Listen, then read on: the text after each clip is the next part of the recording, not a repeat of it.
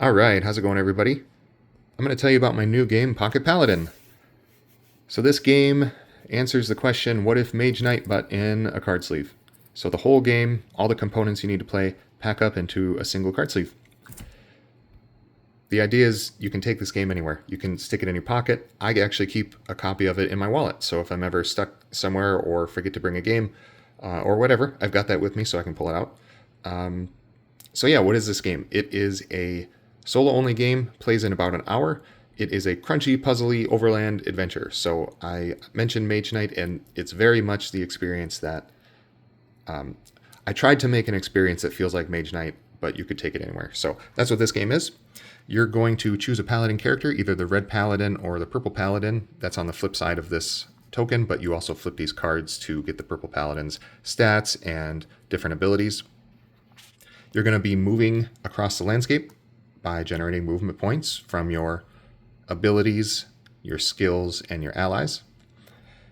You're going to be interacting with all the different map sites. There's a ton of different map sites. There's wandering enemies here, wandering monsters, wandering mages. There's storms, which require extra movement to navigate, but you have a chance to earn extra XP. There's towns where you can interact in a number of different ways by spending influence. Major ways include healing or recruiting allies, which you recruit from the offer here. The top half of these cards have an ally, and the bottom half have a skill. So there's 16 unique tokens. The faces of these tokens have enemies. They're all different, and the back sides of these tokens have a unique ally and a unique skill. So a lot of variety in how the market comes out. When you recruit that stuff, so when you recruit an ally, it goes in your ally section here. Recruit a skill, it goes here. Some of them require exhaustion to be used. Here's where your allies go when they're wounded. As you go, you're going to be taking on these different challenges, earning XP, and you're going to be spending that XP to level up your Paladin on this track. This does a lot of stuff for you. One of the cool things it does is it opens up new abilities for you. So over here, this is like the heart and soul of the game. Instead of card play, we're doing this action track system. So you get to advance your ability marker 3 times along connected arrows on your turn to generate movement, influence, and attack and block. You only have access to certain colored arrows. You see there's yellow arrows, white arrows, and green arrows. You start the game with only access to being able to move across yellow arrows. Then you unlock more powerful abilities as you unlock the white arrows. And then finally these super powerful abilities that you can only get to via the green arrows. So you're getting a lot more powerful as you go, trying to level as quickly as you can so that when you reach the castle, which you explore northward, reveal this new castle card, and have to make it across that tougher terrain, tougher challenges, lots of those towers there. Those are monster towers and mage towers. Tougher enemies are there. Higher XP rewards, but tougher enemies. And then you have to take on the castle. There's 2 different castles. There's a purple castle on the back of this one. Different enemies come out depending on what castle. But the long and short of it is you have to defeat a bunch of enemies at that castle. And if you do that before time runs out, then you win the game. You have a limited number of rounds. There are day rounds and night rounds as tracked on this track. The default timer is 2 days, but you have more time if you choose to play on an easier difficulty level. One thing that I'm really excited to mention here is the wound system. So you get X amount of turns. Default is 6 per round. However, every time you take a wound, you advance this wound marker to the left. And when your turn marker crosses that, then you're out of turns in the round. So it does replicate that Mage Knight system of wounds sort of clogging up your hand because you're getting fewer turns in a round the more wounded you are.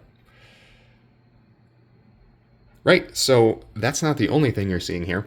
That's the game. That's what comes in this. So all the game components, you get everything. There's no like expansion material. You get everything when you buy the game. You also get these reference cards, which are too much. They need to go on their own card sleeve.